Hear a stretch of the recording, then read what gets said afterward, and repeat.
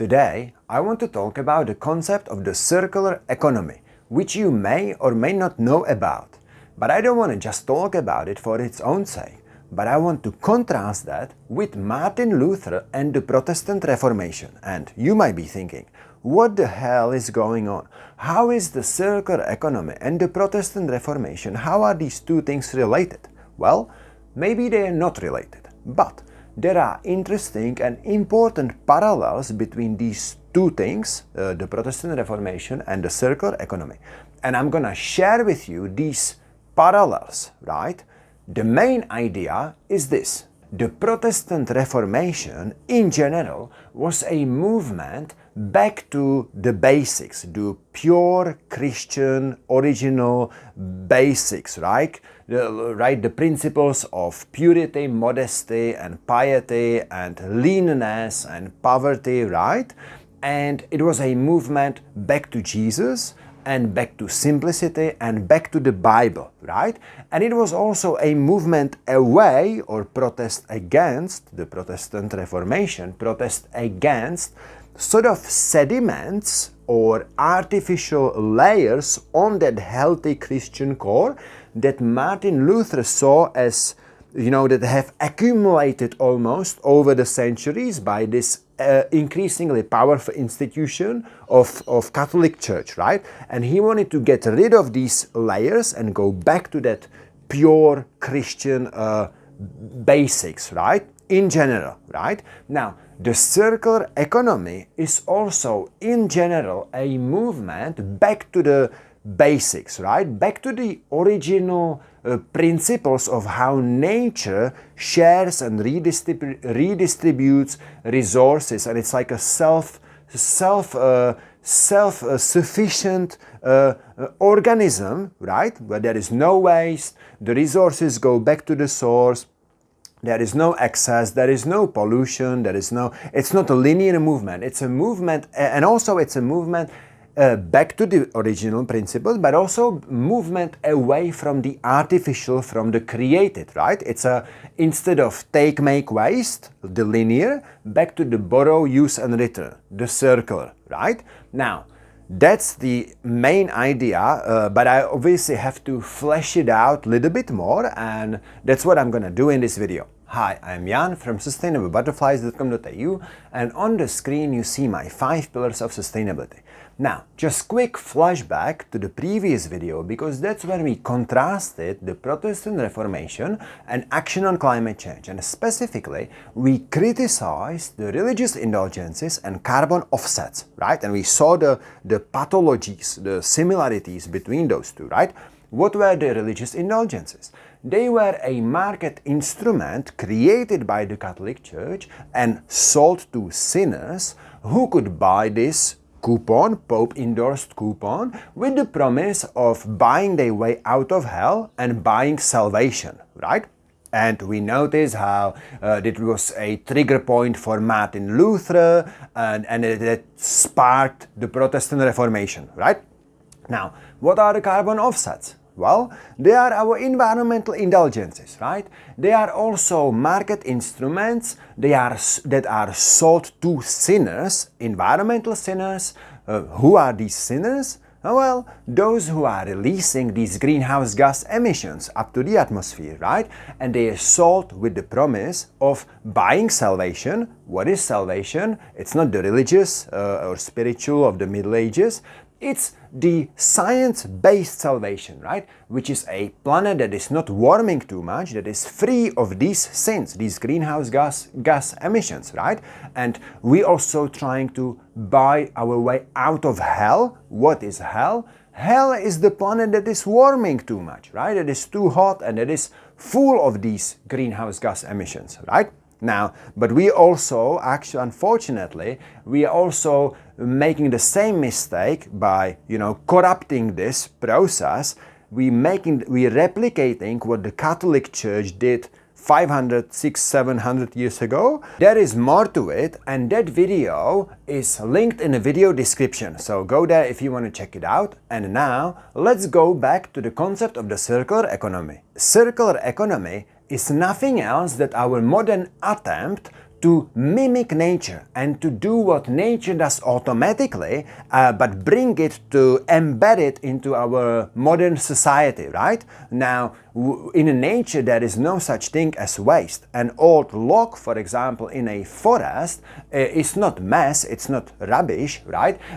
It is rather a shelter for foxes or rabbits or bandicoots or some other animal, right? Who use it as a hiding spot or nest.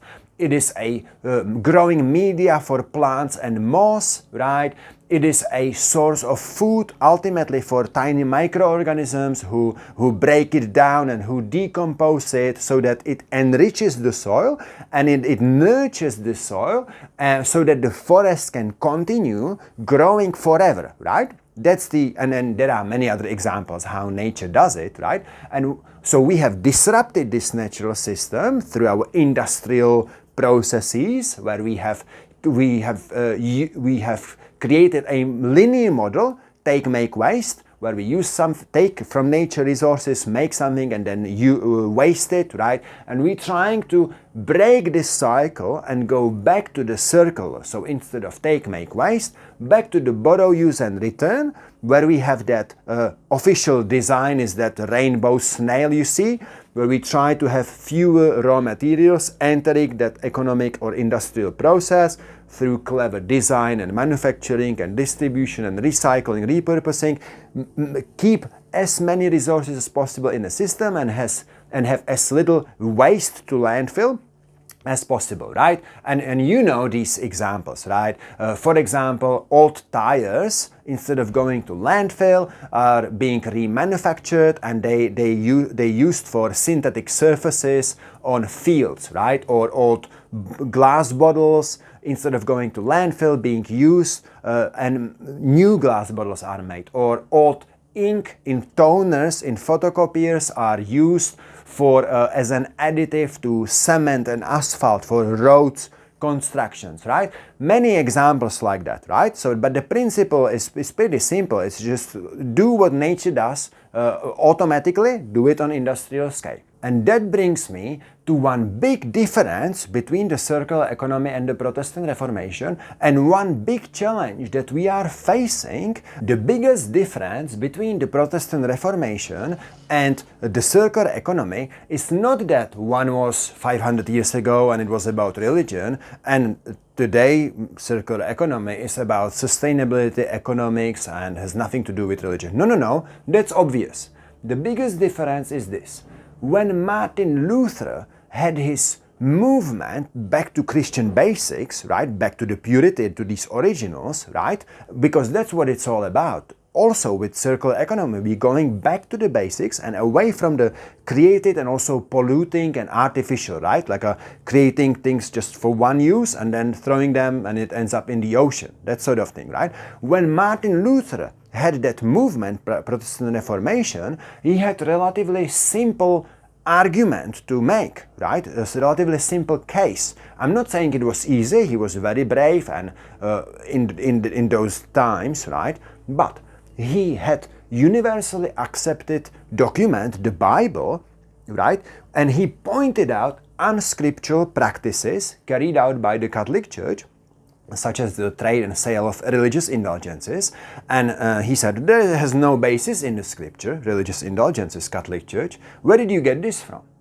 You know, I've got the Bible, the scripture here, so, and that's how he structured his argument. Yes, it was brave, but it was a relatively simple argument, because everybody loved this one book, right, back then, 500 years ago, and adored and worshipped this one book, and there were other books, right?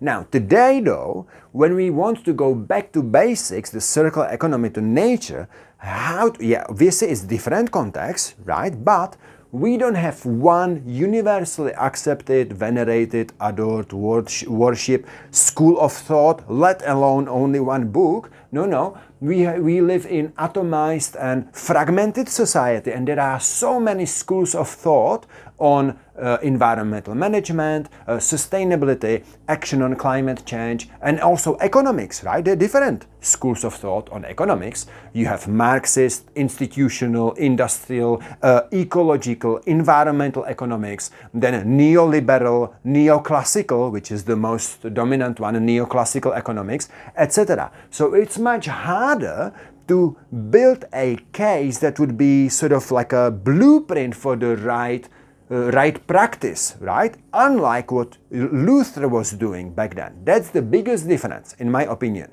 Now, I am convinced that the biggest challenge, number one challenge, in our attempts to implement these principles of circular economy is not technological, because we're so good with technology. No, no, no. It's this.